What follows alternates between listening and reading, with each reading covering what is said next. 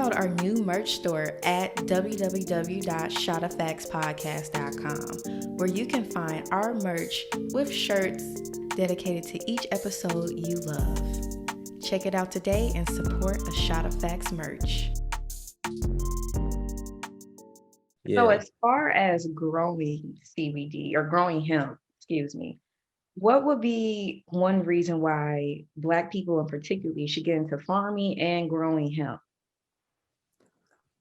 I think Black people in general should get into farming first and foremost because it is when you think about something, think about the typical Black entrepreneur today, and we have, and it's nothing against it at all.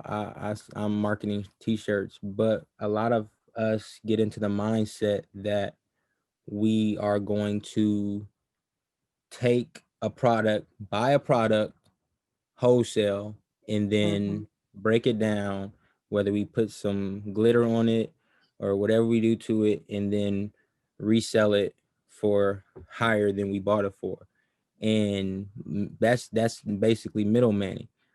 So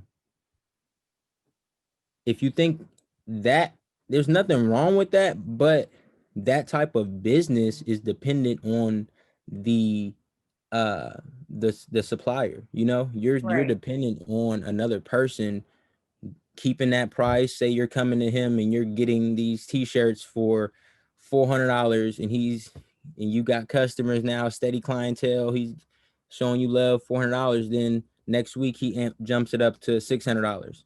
right. Now you got to jump your prices up in your client. So I don't like, that's bad business. And only Black people, in my opinion, a lot of Black businesses and Black entrepreneurs have to deal with that because of the historic, I guess, um blackballing out different industries. We can't get products as cheap as the next Right. person unless we actually go to China and Korea. Then we can't. Then we get to China, we can't talk Chinese. And then, you know what I'm saying? It's a lot of hurdles But over. also with that, I feel like overall entrepreneurship, since we're talking about that, as far as wholesaling or reselling or whatever you want to call it, a lot of times people are used to the capitalistic value of things. Like they're used to the cheap fashion as far as Right. let's say you're selling clothing. So when they go to the store, like I've been trying to tell people this too, like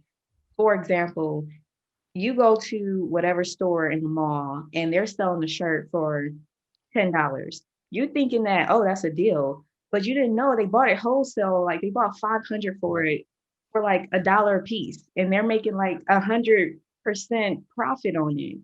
So you go to the Black owned companies who don't have that pool, who can't buy that huge of a bulk size for that cheap. Right. You're Right. wondering why is it so expensive? Because we don't have that capitalistic gain as far as corporations. So Right. that's just something that I really think people need to realize that, especially with Black businesses. Right. And that's why I emphasize the farm. Because if you really think about it, and this is stuff we were doing, I'm not talking about nothing we wasn't. Black people, Black men had the farms, we grew the food, women came, we picked the cotton, we processed it, and we made t-shirts. You know what I'm saying? We had cow, we attended to, we skinned them, we made leather, made tennis shoes, whatever.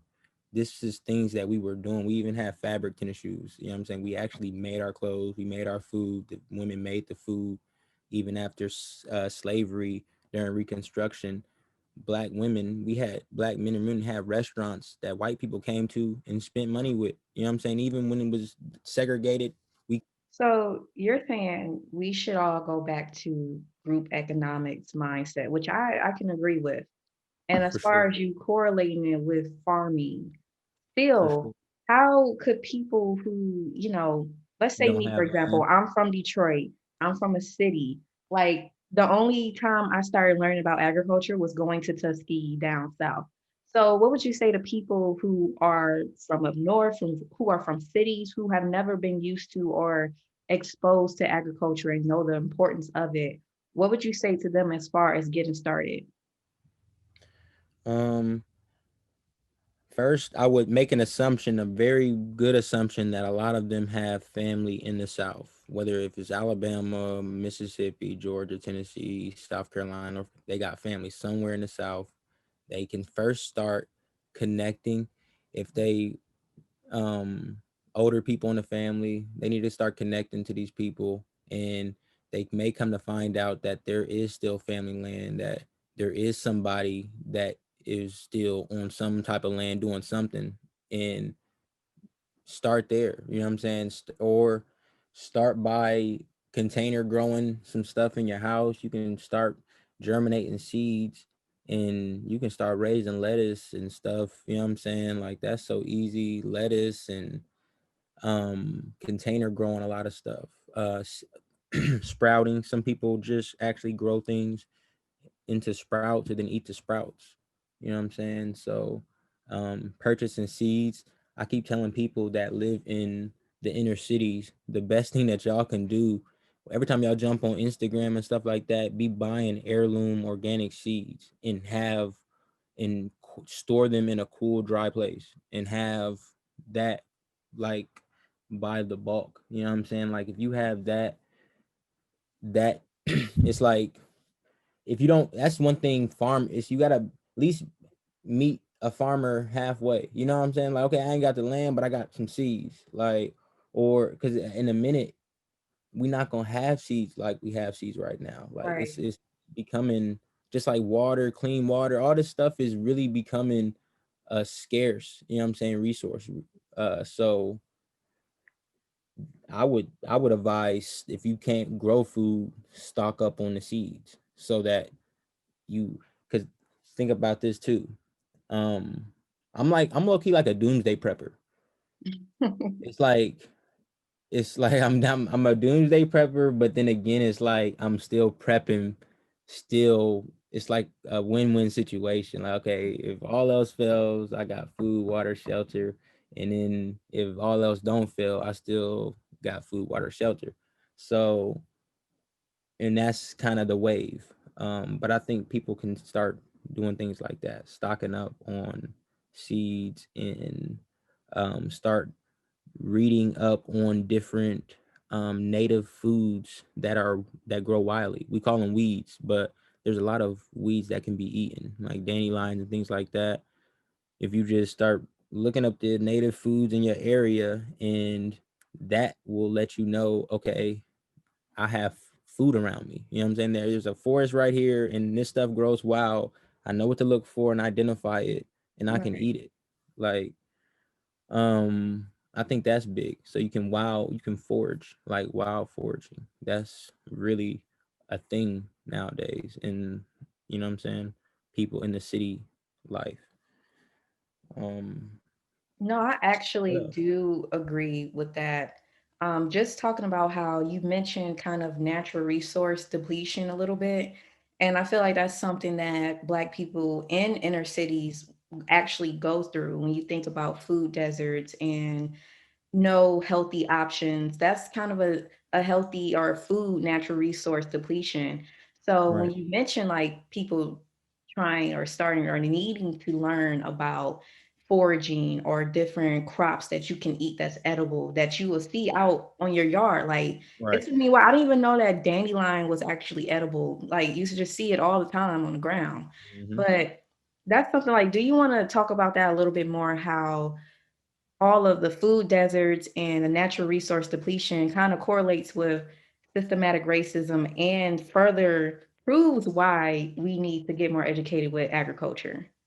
For sure. Um, so if you think about uh the food desert, first off, a food desert, by definition, I have one.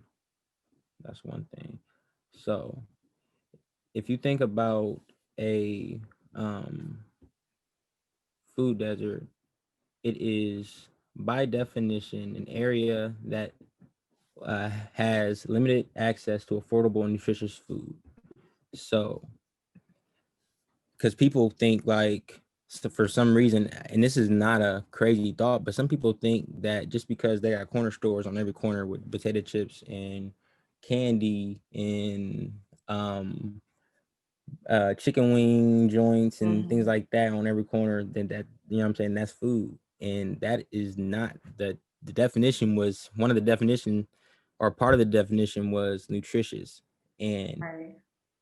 even in like Tuskegee, Alabama, where there's two grocery stores at the Piggly Wiggly, you look at I the wouldn't even selection of count produce. Piggly Wiggly as a legit grocery store, but that's just my it's, opinion. it's like, but these people justify, the people who actually run, the senators, the governors, you know what I'm saying, the president, whatever, these people that run, um and even the board members of Hmm. institutions, the people that run these places, they it's they actually, this is their logic. They don't supply nutritious food because the people don't want it.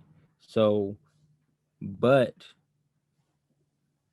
that's the logic. But the when I lived there, and when I, you know what I'm saying, frequent these areas, the thing is people would eat it if it was there and available. Right. People, and the options are there. You have vegan options, and Like, how are people you will, gonna come up to that logic that people don't want to eat that when it was never available? So how do you know well, that? they say a lot of our spending, we spend a lot of our money on the junk. But the thing is, the junk is affordable, you know? Yeah. It's like, it's almost like these companies are being subsidized to make it so affordable just to kill us. Like when you look at the 2 liter of soda pop, and then Hmm. you look at a little bottle of water like this, and the 2 liter is 99 cents, and then this bottle of water is like $1.09 at the gas station. And then it's like, Hmm. okay, I would think more water went into making that soda pop than there is in this bottle of water. But it's like almost incentive, like these, just like Walmart. It's like these companies are getting, they get paid, so even they can keep their prices low. You know what I'm saying? Like there's an agenda behind it. So But also from those stores, the fresh vegetables and fruits are always inflated in price too. So we got to think about that as well. And right, that's why I think we should support more like farmers markets, local farmers, because straight these up. stores really inflate on fruit and vegetables for some reason. Well, I know one reason that I can speak on is that you have areas like Tuskegee, Alabama, which was once a farming capital, you know, now importing majority of its produce to the grocery stores. A lot of that produce that comes in and out the local grocery stores, even up to even in Walmart, they're coming out of state, coming out, you know what I'm saying? They should be coming from Tuskegee. Right. So um You would think education that I it's think is coming really from, good.